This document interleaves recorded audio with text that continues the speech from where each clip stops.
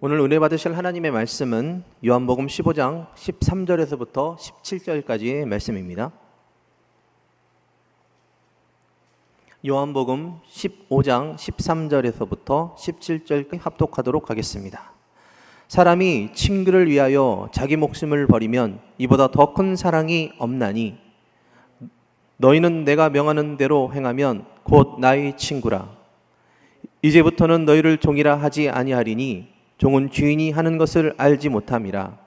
너희를 친구라 하였노니 내가 내 아버지께 들은 것을 다 너희에게 알게 하였음이라. 너희가 나를 택한 것이 아니요 내가 너희를 택하여 세웠나니 이는 너희로 가서 열매를 맺게 하고 또 너희 열매가 항상 있게 하여 내 이름으로 아버지께 무엇을 구하든지 다 받게 하려 함이라. 내가 이것을 너희에게 명함은 너희로 서로 사랑하게 하려 함이라. 할렐루야! 오늘 저는 예수님의 친구들이라는 제목으로 말씀을 전하고자 합니다. 우리말에는 지기지우라는 한자어가 있습니다. 나를 알아주고 이해해주고 더불어 나와 함께 마음을 같이 할 수 있는 사람을 우리가 친구라고 말할 수 있겠죠. 이런 친구는 내가 알면 알수록에 또 오래 사귀면 사귈수록에 우리들의 행복지수가 높아지고 있다는 사실을 깨닫게 될 것입니다. 이런 친구가 단 한 사람이라도 있으면 성공한 인생입니다. 자, 오늘 이 성경 말씀에 예수님께서 우리를 친구로 부르시겠다고 약속하신 그런 내용이 있습니다. 자, 예수님께서는 과연 누구의 친구인가? 첫째로 그는 세리 마태가 일하는 장소에 찾아가셔서 그를 선택하시고 나를 따르라 명령하시고 난 다음에 그의 집에 신방하게 되는 그런 장면을 우리가 볼 수 있습니다. 그때 당시에 이 세리는 지배 국가였던 로마에게 피지배로 고통을 당하는 이스라엘 백성들의 피를 뽑아서 바치는 역할을 감당하는 그런 아주 나쁜 직업이었다고 좀 생각합니다. 로마 정부에서는 이렇게 세금을 거두어서 자기 정부들에게 바치니까 그들을 귀여겨서 월급도 많이 주고 또 거두어진 그 세금의 일부를 띄워서 그들에게 넉넉히 주면서 그들의 권위를 인정해 줬던 것을 알 수 있습니다. 그러므로 한마디로 말하자면은 로마 정부와 더불어 적당히 거둔 그런 세금을 나눠 먹는 진짜 그야말로 대표적인 반민족주의자였으며 탈취자였고 폭행하는 그런 주인으로 우리가 볼 수 있는 그런 상황이었습니다. 지금도 사람들은 세금 거두러 오는 사람들을 별로 안 좋아하죠. 세금 고지서 날라오는 걸 제일 많이 무서워하는 그런 어떤 시대를 우리가 살고 있는데요. 어느 시대나 다 똑같았었습니다.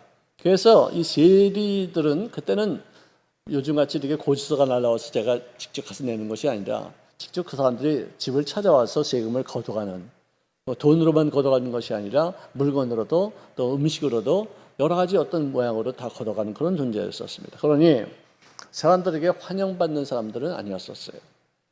그들이 스스로도 우리는 사람들에게 멸시받는 존재다는 것을 알고 있었기 때문에 그들끼리만 뭉쳐서 돈을 뿌리고 향락을 추구하며 부도덕한 그런 삶을 살았던 세속주의자였다. 우리가 표현할 수 있을 것입니다. 자, 이제 예수님께서 마태의 집을 신방하셨는데 메시아라고 자청하는 자가 죄인의 집에 들어간다는 것, 그와 더불어 함께 음식을 먹는다는 것, 당시로서는 정말로 굉장히 큰 사건이었었어요. 자, 종교적으로 바르게 산다고 여기는 스스로 그렇게 여기는 바리새인들과 이 서기관들이 그걸 보고서 힐난하지 않을 수 없었겠죠. 저 예수라는 작자가 메시아라고 하면서 저런 죄인들과 친하다니 어떻게 세상에서 멸시받고 천대받고 상대도 안 하는 그런 세리들과 더불어 함께 식탁을 나눌 수가 있겠는가. 그때 당시에 유대인들은 이방인의 집에 들어가지도 않았을 뿐만 아니라 그들과 더불어 함께 식사하는 것은 더더욱이 할 수 없는 일이었는데 이방인이면서 거기다 또 세리까지 하고 있는 그 사람의 집을 신방한다? 도저히 이해할 수 없는 상황이었었습니다. 그런데 예수님은 명예도 아랑곳지 않으셨어요. 채통도 위신도 채우지 않으려고 들으셨어요. 오히려 세리와 더불어 함께 같은 레벨이 되셔서 그를 내가 너를 사랑한다는 것을 표현하는 방법으로 그 집에 신방하셔서 그와 더불어 식사를 나누는데 함께 초대된 많은 세리들과 더불어 또 함께 식탁을 같이 했다는 것이죠. 자, 이 마태가 예배에 참석해서 은혜를 받는 순간도 아니고 골방에서 회개 기도하는 그 순간에 예수님이 그를 찾아오신 것도 아니었었습니다. 금식하는 중에 그를 찾아와서 그를 택한 것이 아니라 세금을 받는 현장에서 그를 택하셔서 나를 따르라고 명령하셨다는 것이에요. 마태는 모든 것을 내버려 두고서 주님을 따랐는데 다 이런 것이 아니라 모든 것을 얻은 그런 상황이 됐다. 이렇게 성 기록합니다. 자, 그번에 마태는 나중에 예수님의 제자가 되어져서 예수님이 돌아가신 이후에 신약 성경을 쓰면서 그러니까 신약 성경의 제일 첫째 부분의 책을 쓴 것이 바로 그 마태인데 그가 예수님에 대해서 어떤 생각을 하고 있는 것인가 자기 자신의 신앙 고백을 글로써 남겼던 아주 훌륭한 제자였던 것입니다. 예수님은 사람의 되심으로 하나님 되심을 버리셨어요. 그분은 죄인 되심으로 의인의 위치를 잃어버리신 분이었었어요. 그분은 죄인들의 친구가 되시기 위해서 바리새인들과 종교 지도자들, 도도한 사람들의 원수가 되기로 작정하신 분이었었어요. 소외당한 자들의 친구가 되시기 위해서 높은 고관 그리고 지위가 있는 사람들과 등을 돌려야 되는 그런 상태를 선택하신 분이셨어요. 사람들이 말합니다. 어찌하여 세리 및 죄인들과 함께 먹는가? 라고 하셨을 때 예수님이 분명하게 하신 말씀은 이것이었어요. 건강한 자에게는 의사가 쓸데없고 병든 자에게 의사가 필요하듯이 나는 의인을 부르러 온 것이 아니라 죄인을 부르러 왔노라. 다시 말해서 나는 의인입니다. 나는 죄 지은 적이 없습니다. 나는 당당합니다라고 하는 사람들은 나 필요로 하지 않는다. 그렇지만 나는 죄를 지었습니다. 나는 환자입니다. 나는 나쁜 짓을 많이 했습니다. 나는 벌받아도 마땅한 사람입니다. 라고 여기는 사람들의 친구가 되기 위해서 오셨다는 것이죠. 자, 그들이 죄의 책감에 시달려 고통받을 때 그들이 정죄의 의식에 사로잡혀서 눌려있을 때 그때의 그 고통을 그대로 느낄 수 있는 그런 공감대를 형성하신 분이 바로 예수님이셨어요. 그래서 죄인의 편이 되어져서 그가 십자가에서 못 박혀 죽기까지 그들을 사랑하셨다는 것이죠. 요즘 젊은이들은 가상 공간에서 많은 친구들을 만납니다. 페이스북을 이렇게 열어보면요, 내가 알고 있는 친구들뿐만 아니라 내 친구들이 알고 있는 사람들까지도 다 퍼져서 모두가 다 함께 나의 신상을 공개하고 그들도 공개하고 완전히 터놓을 수 있는 어떤 그런 공간이 있어요. 정말로 그 속에 들어가면은 내 친구가 몇백 명이 순식간에 생길 수 있을 정도로 많은 사람과 더불어 서로 정보를 교환을 할 수 있고 교제할 수가 있어요. 자, 그런데 숫자적으로는 그 페이스북 공간에 수도 없이 많은 사람들이 나의 친구로 등록이 되어 있지만 실제로 내 인생을 함께 할 수 있는 친구가 없습니다. 그냥 오다가 가다 그냥 재밌는 얘기만 하고 끝나는 그런 모습이에요. 그러니 요즘 젊은이들은 개인 관계를 별로 그렇게 소중히 여기지 않는 어떤 그런 분위기가 있어요. 너 없어도 나 친구가 있어. 너 나 싫어해도 나 따르는 사람들 많이 있어. 근데 그 사람들이 정말로 자기를 따르는 사람이 아니고 그냥 소통하는, 그냥 이야기 나누는, 재미있는 소식 서로 주고받는 그런 정도이지 진정한 친구의 의미를 이제는 상실한 어떤 우리 젊은이들의 모습을 우리가 볼 수 있는 것이 아닌가 그런 생각을 하게 됩니다. 진정한 친구라면은 그 사람의 속사정까지 같이 아파할 줄 알고 그 사람의 영혼의 상태까지도 함께 공감할 수 있는 어떤 이런 부분이 이게 진정한 의미에서의 친구인데, 영혼에 대해 전혀 관심이 없는 문화 속에서 타락과 방종에 무한정 노출되어 있으니 예절도 없고 도덕도 없고 말초 신경적으로 즉흥적으로 모든 것을 다 결정하는 어떤 그런 시대를 우리가 보는 것이에요. 그러니 귀신들의 유혹을 따라서 그저 맹종하는 듯한 어떤 모습이에요. 영어로 깨어있는 사람들이 가만히 보면은 저 사람들은 자기 정신이 아니구나, 휩쓸려 다니는구나, 귀신의 가르침에 그냥 맹종하는구나, 어떤 일에도 그냥 자기가 잠깐 즐길 수 있는 것이면 거기에 빠져들지 도덕심이나 윤리관도 전혀 없는 어떤 그런 모습이구나, 그런 생각이 돼요. 그러니까 그대로 방치되어져서 결국 나중에는 사단의 노예가 되어서 멸망의 길을 가게 되는 그런 모습을 우리가 뽀섯이 보고 있는 것이에요. 여러분들, 내가 아프면은 아프다는 것을 느끼고 나는 환자다는 것을 알아야 될 거 아니겠어요? 자기가 환자이면서도 환자인지 몰라, 자기가 병에 걸렸는지도 몰라요. 병들고 아픈 줄 모르는 사람은 어떻게 되느냐? 죽을 사람들이에요. 아픈 줄 알고 자기를 고쳐줄 수 있는 의사를 찾을 때 이 고칠 수 있는 어떤 새로운 처방법이 나오는 거 아니겠어요?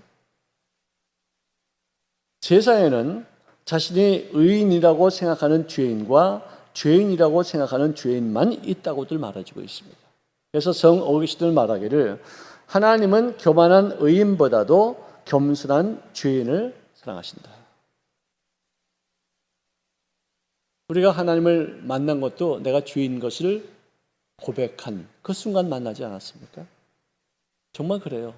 나는 얼마나 죄인인지 난 모르고 있다가 그 어두운 곳에 밝은 빛이 탁 비치니까 거기에 온갖 그 노폐물들이, 온갖 먼지들이, 쓰레기들이 다 노출되었었고 그전에는 내가 모르고 있었어요. 이걸 보고 나니까 주님 앞에 나가서 이 죄를 씻기시는 그분, 홀로 유일하신 그분 앞에 나가서 나의 죄를 씻게 되는 거 아니겠어요? 내가 죄인인 것을 인식하는 사람, 인식하는 것을 끝나지 않고 그냥 통회하고 자복하는 사람들만이 하나님과의 만남이 이루어지는 것이다. 하나님과의 관계가 설정되는 것이다. 자, 예수님은 이 땅 위에 죄인의 친구로 오신 줄로 믿으시기를 바랍니다. 이 친구라는 것이 뭐냐? 도도한 바리새인들은 달갑지 않은 그런 상황이에요. 반갑지 않았어요. 모두에게 배척받는 마태에게 하나님께서 관심을 두시고서 그분을 찾아가신 거예요. 바리새인 집에 초청받았을 때는 예수님이 아마 좀 불편했었을 건데 마태의 집에서 오히려 당신이 오신 목적을 갖고서 그분을 환영할 때 주님께서도 오히려 더 위로가 되시고 그 위로가 그들에게도 큰 위로가 되지 않았을까 생각합니다. 예수님은 죄인을 의인 되게 하기 위해서 의인이 죄인 되어 이 땅에 오신 것이에요. 여러분들, 요즘 유행별로 애들이 머리카락이 노랗게도 하고 파랗게도 하고 뭐 보라색도 하고 별 색깔 다 해요. 옷도 뭐 별 난리를 다 쳐요. 유행 따라 머리카락을 노랗게 물들였을지라도 그의 심령은 예수님의 보혈로 붉게 물들이시는 어떤 그런 모습으로 우리가 만들어야 될 사명이 우리에게 있어요. 머리카락을 노랗게 했다고 타락한 거 아니에요. 그 마음속에 예수님이 계셔서 예수님의 피가 그의 모든 죄를 씻을 수만 있다면 그 인생은 너무나도 가치 있는 인생이 아닌 것인가. 여러분들, 지금 통계에 의하면 대한민국의 전국의 전체 인구의 20% 정도가 기독교인이라고 합니다. 자, 그런데 이 기독교인들 중에서 청소년들은 약 5%밖에 되지가 않는데요.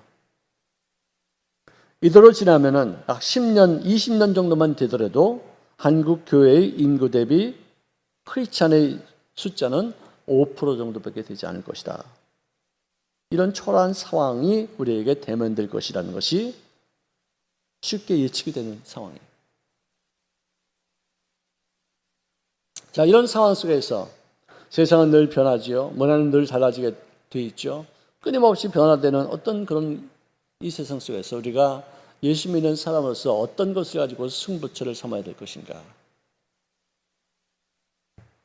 계속 변하는 것으로 승부에서는 승산이 없습니다. 왜? 너무나도 빠르게 변화되기 때문에 우리가 못 쫓아가요. 시대가 변화해도, 사회가 변화해도, 문화가 변한다 할지라도 여전히 성도가 갖춰야 될 변하지 아니할 그 일들이 있다는 것이. 이걸 가지고서 우리가 승부처를 삼아야 돼요. 하나님의 말씀, 영원히 변치 아니하는 약속입니다.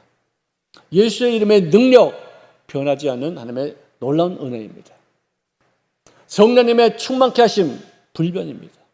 성령님은 변하지 않습니다. 우리가 예수 믿고 나서 그분의 성령 역사하심을 통해서 우리가 죄를 깨닫게 되어지고 예수님이 나의 구세주가 된다는 사실을 인식하게 하시는 그분, 변화되지 않습니다. 이런 불변의 사실을, 이 진리를 가지고 우리가 승부를 겨루어야지 다른 방법으로 교회를 아름답게 지어야 된다. 우리가 예수 믿는 사람들이 어떻게 해야 된다. 젊은이들에게 정말 이 CCM을 어떻게 가르쳐 줘야 된다. 다른 어떤 그런 어떤 방법, 끊임없이 변화되는 어떤 그런 것으로 승부를 삼지 말고 변하지 않는 그것 갖고서 이 모습을 우리가 갖춰야 되겠다. 이거 하나로 우리가 승부를 해야 될 것입니다. 그러므로 교회가 그동안에 우리 신앙을 맡아서 주관해왔지만 오늘 이렇게 교회에 들어오지 못하는 그런 상황이 되니까 이제는 가정의 그 일을 대체할 수 있는 그때가 온 거예요. 오늘 아침에도 우리 주여정을과 더불어 이런 얘기 저런 얘기 서로 나누면서 한 얘기가 뭐냐. 그동안은 교회가 우리 신앙을 주도해왔다는 것이에요. 교회에 오는 것을 기뻐했어요. 또 교회 오면은 또 칭찬받았어요. 비 올 때도 어떻게 교회 오느냐? 사람들에게 많이 칭찬받았어요. 또 서로 격려가 됐었어요. 근데 이런 햇빛이 쨍쨍하고 좋은 날에도 교회에 올 수 없는 상태가 되었다면은 가정에서 그 교회 역할을 감당해야 될 절호의 찬스가 됐어요.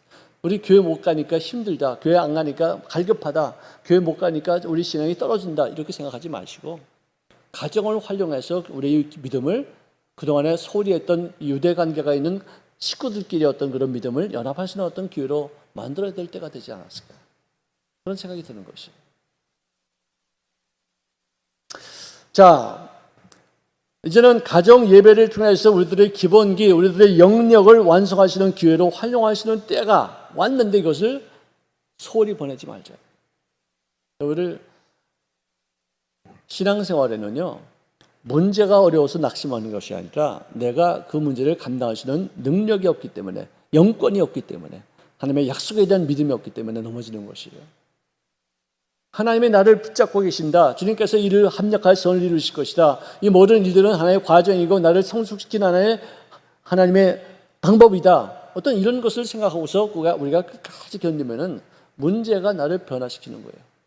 문제가 나를 성장시키는 거예요. 여러분들 성경에 보세요. 아브라함도 이삭도 야곱도 요셉도 모든 사람들이 전체가 다 고난과 역경 중에서 그들이 변화를 받고서 하나님의 원하신 바의 모습으로 바뀌어진 바 되어져서 그 문제 때문에 성공하시는 케이스로 다 바뀌어지지 않습니까? 이게 성경에 말하는 인간사예요. 문제 때문에 낙심하고 주저하는 것이 아니라 문제 때문에 하나님을 더욱 가까이 찾고 나가 그분이 원하시는 바의 모습으로 발전해서 주님 앞에 쓰임받는 인생이 되어지는 것, 문제 없으면 절대로 우리는 그렇게 하지 못해요. 문제를 활용할 수 있어야 돼요. 문제가 그것이 키예요.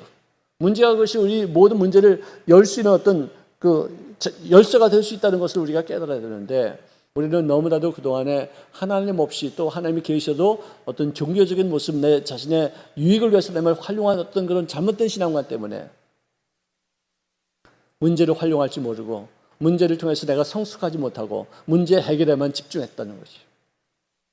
문제 해결, 기도 응답만 집중했지 그 문제를 통해서 내가 어떻게 변화될 것인가에 대해서 전혀 관계하지 않았었어요. 생각도 못했었어요. 기도하세요. 그럼 문제가 해결돼요. 기도하세요. 그러면 주님께서 역사하세요. 그 문제를 빨리빨리 해소하셔야 될 거 아니에요.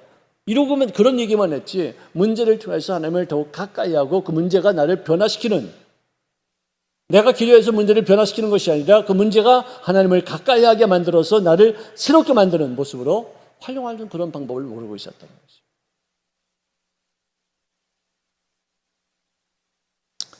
오늘 친구 관계는 틀리다, 맞다로 이루어지는 거 아니에요.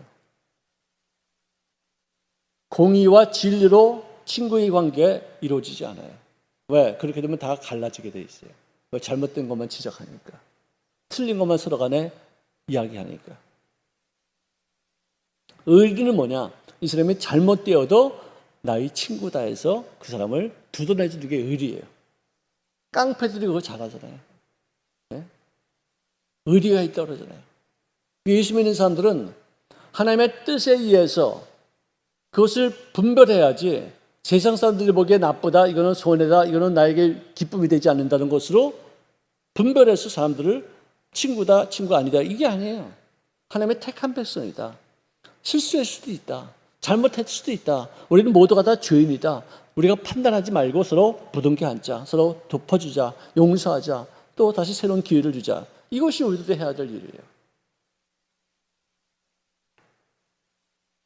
영국 속담에 순경, 그러니까 순탄한 경우에는 친구를 많이 만들지만 역경, 즉 어려운 일들을 당하면은 우정을 시험할 수밖에 없다 이거죠.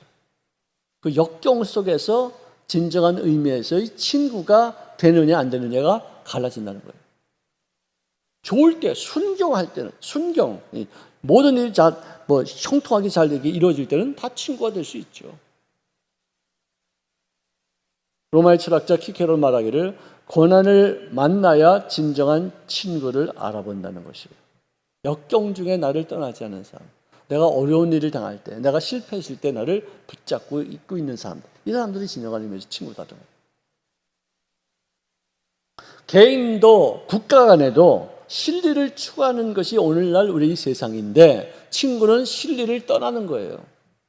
손해봐도 부둥켜 안고 같이 울어주고 같이 아파해주고 같이 힘을 연합해서 모든 역경을 해치라고자 하는 그런 마음 갖는 것, 이게 친구예요. 잠언서 27장 10절에 보니까 내 친구와 내 아비의 친구를 버리지 말며, 다시 말해서 내 친구나 또 아버지의 친구 멀리하지 말라. 내 환난 날에 형제의 집에 들어가지 말지어다. 네가 어려울 때 친구에게 도움을 청하지 말라 이거예요. 친구가 나에게 도움을 주면 좋은데 내가 도움을 청하지 말라 이거예요. 그러면 도망간다. 진정한 친구는 내가 도움을 청하지 않아도 다가오는 거예요. 가까운 이웃이 먼 형제보다 나으니라. 이웃사촌이란 말이 우리 한국말에도 있듯이 이런 말이 있습니다. 여러분들, 제가 이 말도 우리 할머니한테 들은 말인데, 어느 아들이 친구에 빠져가지고 밤낮 여기저기 돌아다니고 저기저기 돌아다니고 그냥 술 먹고 다니고 뭐 도박도 하고 도박 노름도 하고 뭐 잘 놀고 그러더래요. 그래서 하루는 아버지가 보다 못해가지고 그를 불러가지고, 야 아들아, 자네 친구가 몇이나 되는가? 저 한 50명 됩니다. 그 친구들이 다 그렇게 자네를 좋아하는가? 자네를 위해서 의리를 지키는가? 자네가 어려울 때마다 도움을 주는가? 그럼요. 이 사람들은 나하고 지금 관에도 같이 들어가자고 그렇게 말했습니다. 관에도 같이 들어가자. 그렇게 말한 사람들이 있어요, 진짜. 근데 진짜 관에 같이 들어갈까요? 한 번도 그런 사람 없어요. 다 배신합니다. 나도 그런 분들 많이 봤어요. 우린 둘은 관에도 같이 들어가기로 약속했어. 근데 나중에 보니까 다 깨지고 다 서로 다투고 헤어지고 원수가 되더라고요. 그런 말을 하는 거 아니에요. 자, 그러면은 자네 친구, 가장 친하던 친구 한 3명만 골라보게. 그래서 이 친구 있고 이 친구들은 정말 나를 위해서 목숨도 바칠 수 있는 사람입니다. 그래. 그러니까 아버지가 돼지 한 마리를 죽여가지고 푸대에다 이렇게 넣어가지고 그걸 들러매고서 이제 가는 거예요. 네가 들러매고서 네 친구한테 가라. 그래서 네 친구한테 내가 어떻게 실수해서 사람 하나 죽였는데 어떻게 나를 지금 용납해 주겠는가? 한번 물어봐. 가봤더니 전부 다 주랭나 그냥 다. 야, 사람을 죽였으면 왜 나를 찾아오냐? 관가로 가야지. 이실직고 해야지. 왜 나를 찾아와? 빨리 가, 빨리 가. 어디다 대고 말이 이런 데를 찾아와. 그냥 시체를 들고서 말이죠. 그냥.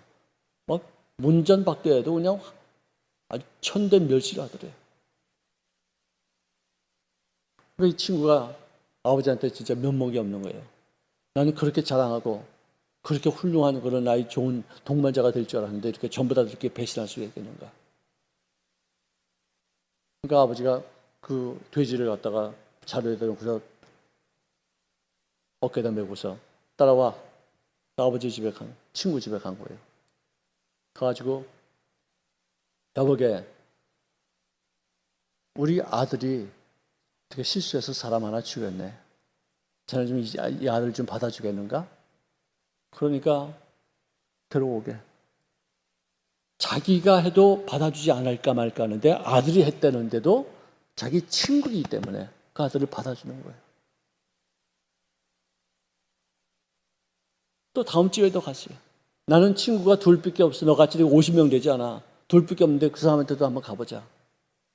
갔는데 거기서도 똑같이 잘못한 일이 있었구만. 들어오게.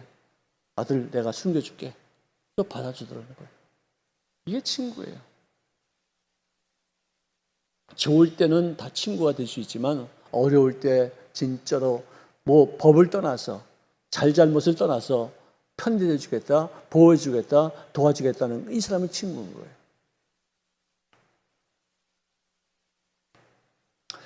자, 출애굽기 33장 11절에 보니까 사람이 자기의 친구에게 얘기함 같이 야훼께서는 모세와 대면하여 말씀하셨다고 기록합니다. 하나님이 모세의 친구가 되셨대요. 참 너무 놀라운 얘기 같아요. 너무 신기한 얘기 같아요. 그때 당시에는 스승과 제자의 관계는 주인과 종의 관계 이상이었었어요.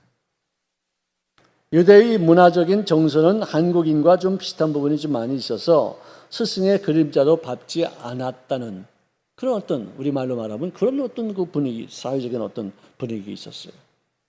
그런데 예수님께서 십자가에서 못 박히시기 바로 직전에 제자들에게 주신 말씀은 그야말로 쇼킹한 말씀이었어요. 완전 충격적인 말씀이었어요. 이제부터는 너희를 종이라 하지 아니하리니 종은 주인이 하는 것을 알지 못함이라. 너희를 친구라 하였노니 내가 내 아버지께 들은 것을 다 너희에게 알게 하였음이니라. 친구는 뭐냐? 비밀이 없는 게 친구라는 거예요. 저도 내 마음을 털어놓을 수 있는 사람은 한 명 있을까? 2명 될까? 내가 그 친구들한테도 털어놓지 않은 말이 있어요. 왜? 친구가 그러니까 내가 괜히 부담 주기 싫어서. 나 때문에 걱정할까 봐. 말 안 해. 나는 걔를 생각해서. 근데 걔는 섭섭하다고 그러겠지만 내가 뭐 자기한테 고백하지 않은 것이 있다면 아마 섭섭하다고 그럴지 모르지만 혹시 또 나 때문에 또 혹시 고민하고 힘들어할까 봐 내가 말 안 하는 것도 있지 않습니까? 자, 아니 만왕의 왕께서 자기 제자들에게 친구가 되겠다고 말씀하셨어요. 우리 한국말에는 이런 말이 있어요. 야, 이 자식아, 내가 네 친구냐? 예? 이 말은 친구는 서로 막대하는 게 친구인 줄 아는 거예요. 성경에서 나오는 친구는 막대하는 그런 사이가 아니라 정말로 마음을 터놓을 수 있는 그런 사이예요. 내가 옛날에 어떤 친구를 만났는데 미국 사람이에요. 근데 그 아버지를 내가 만났는데 그 친구가 자기 아버지를 소개할 때 He's my dad, he's a good friend of mine 그래요. 우리 아빠인데 내 좋은 친구야. 그래서 이 자식이 내가 속으로 어떻게 지 아버지 보고서 친구라고 말하느냐? 버르장머리 없는 놈. 내가 막 그랬었어요. 이 아무리 서양이라고 그래도 이 서양 사람들이 어떻게 자기 아버지를 친구라고 이렇게 말하시느냐? 서로 막대하는 사이가 친구가 아니라니까요. 그 사람들은 마음을 터놓을 수 있는 사람을 친구라고 말해요. 그러니 내가 나중에 내가 깨닫고 나서 이 사람들이 말하는 친구가 이런 의미가 있구나. 근데 성경에 보니까 예수님 자신도 너는 아버지의 어떤 뜻이 나에게 밝혀졌을 때 그것을 나만 간직하는 게 아니라 허물 없이 너희들과 대화를 통해서 나눌 수 있는 어떤 그런 사이다. 마음을 다 터놓을 수 있는 어떤 그런 사이다는 뜻으로 친구라는 말을 한 거예요. 여러분들 이런 친구를 우리가 일생사면 중에서 많은 사람들을 만나지만 모두가 다 친구가 되는 것은 아니지 않습니까? 오직 나의 친구가 되는 정말로 내 마음을 터놓을 수 있는 어떤 극소수의 사람들이 우리들을 서로 영향력을 서로 주고받을 수 있는 어떤 그런 관계가 되는 것이죠. 예수님께서 오늘 요한복음 15장 16절에 말씀하기를 너희가 나를 택한 것이 아니요 내가 너희를 택하여 세웠나니 세웠다. 그래서는 친구라는 거예요. 여러분들, 이런 사이를 우리가 영원한 운명을 새롭게 결정하는 어떤 사이라고 말할 수 있을 정도의 굉장히 중요한 얘기예요. 나는 다른 것보다도 예수님을 내가 안다는 그 사실 자체가 나는 내 인생의 최고의 행운이라고 생각합니다. 어떻게 이런 일이 나에게 있을 수 있겠는가? 내 마음을 주님 앞에 이렇게 있는 그대로 내놓을 수 있는 어떤 그런 대상이 있다는 것, 정말 너무나도 좋은 일이겠죠. 오늘 여기까지 우리 공부하겠습니다. 우리 모두가 다 이런 친구를 사람으로도 있으면 참 좋겠지만 사람이 그렇지 못할 때는 하나님이라도 있으니까 그게 얼마나 큰 다행이 아닌가 생각이 들어요. 누가 친구가 없다고 해서, 친구가 배신했다고 해서 낙심하지 마세요. 사람은 다 그래요. 나는 그런 일이 당했을 때 참 아프더라고. 울면서 하나님 앞에 그랬어요. 하나님, 알겠습니다. 내가 오죽했으면 예수 믿었겠어요. 사람은 다 그런 건 줄 알겠어요. 사람은 배신할 수 있어요. 나에게 등에다 칼을 꽂을 수도 있어요. 나에게 유익을 위해서만 사귀었지 정말 내가 어려울 때 도움이 되지 못하는 사람들, 그럴 수 있어요. 내가 그러니까 하나님 내가 알게 된 것이고 주님이 나를 택하신 이유가 바로 그거 아니겠습니까? 이러고서는 제가 시컷 울면서 위로받은 적이 있습니다. 여러분들, 진정으로 누구 탓하지 마시고요. 다 그런 거예요. 그러니 하고서 하나님 앞에 나가서 시컷 우시기 바랍니다. 할렐루야! 기도하겠습니다. 사랑하시는 주님, 고맙습니다. 우리에게 영원한 친구를 예수님으로 삼을 수 있도록 도우셔서 감사합니다. 우리가 주님을 막대하는 것이 그런 관계가 아니라 정말로 진주 여김받아서 그들의 속사람을, 그들이 모든 가지고 있는 모든 사정을 다 낱낱이 아뢰어서 그분의 도우심을 체험하며 그분의 우리 마음을 위로하게 하시는데 쓰임받으시는 죄를 되어지게 도와주시기를 원하며 예수님의 이름으로 기도합나이다. 아멘.